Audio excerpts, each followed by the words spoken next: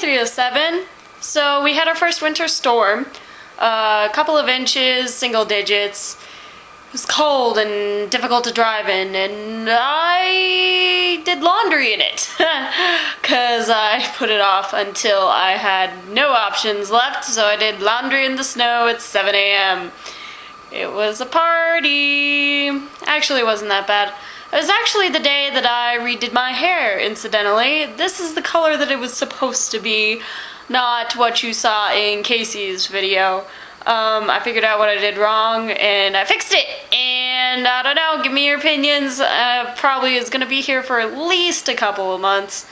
I don't know, we'll see. So I had to bleach my hair before I dyed it like this, and because I had red in it before, it didn't bleach to yellow. So here's a picture of me with Emily's hair for your entertainment. So I'm gonna tell you a story today of a thing that happened a month and a half ago. I think it was a month and a half ago. So it was just a normal night, and we were really bored and we're like, what should we do? And so someone suggested Telestrations. I believe it was Caleb. We were like, what's that? And it's this new game that you can look up online, but it's essentially telephone with pictures. And it was really entertaining.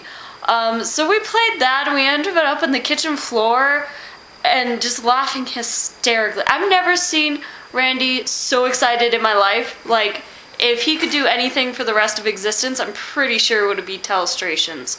Or at least it would have been that night. After that, we decided to play this game, Sardines. I don't know if you guys have ever heard of Sardines, but in elementary school, it was part of like a dramatic piece that I saw that the high schoolers put on, and it was like the coolest sounding game that I had ever heard of. So it's like hide and seek, but backwards. So one person hides while everybody else looks for them, and when you find the person, you're supposed to hide with them in the exact same spot. So you end up with people crammed into these really tiny spaces, like 4 or 5 of us, and the game is you gotta keep quiet so they don't hear you. And I never got to play this as an elementary schooler because the only time I had friends around was at recess on a playground at daylight, so it doesn't really work like that.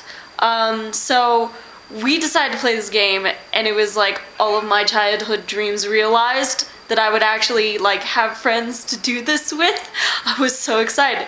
And so we turned off all the lights in the house, and we went and stood outside while the one person went to hide. We each got to take a turn, and one of the places that it was super spooky because the house was dark, and the basement was not off limits, so you could hide in the basement. And you guys know the super sketchy hallway of sketchiness. The cat's attacking the camera screen. None of us were very familiar with the basement because Elizabeth's stuff is down there and nothing else, so we never ever go into the basement. And so you're running around in the dark with all these other people, and you're keeping as quiet as possible, and it's just really scary. And Caleb made me go down the basement stairs first. He's like pushing me forward instead of just, you know, being brave with me. So we're wandering around this house that none of us know where any of the things are, so we're trying not to fall on our faces. We're trying not to hit other people. But we're also trying to be quiet so that we don't know where the other people are. You hear movement in the floors above you, and you're checking in all the super dark spaces where no light even reaches. And it's nerve-wracking. There was the one turn in which all of us found the person, except for Casey. Casey was taking forever, and she couldn't find us. So we all moved out of our spot and we all went to go sit on the couch like a bunch of trolls. Yeah, that's what we are. But most important part of this story is that when my turn came,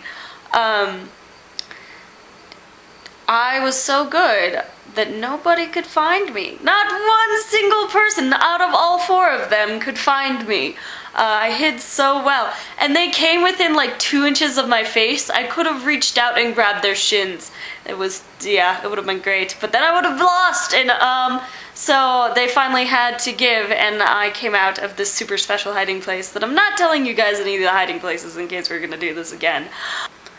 It was a night of honest, from your gut laughter and suspense and excitement and a lot of the pure, simple things in life that don't come by as easily as we might like. So yeah, that's one of those memories that I want to hold on to for a real long time and that I thought you guys might enjoy as well.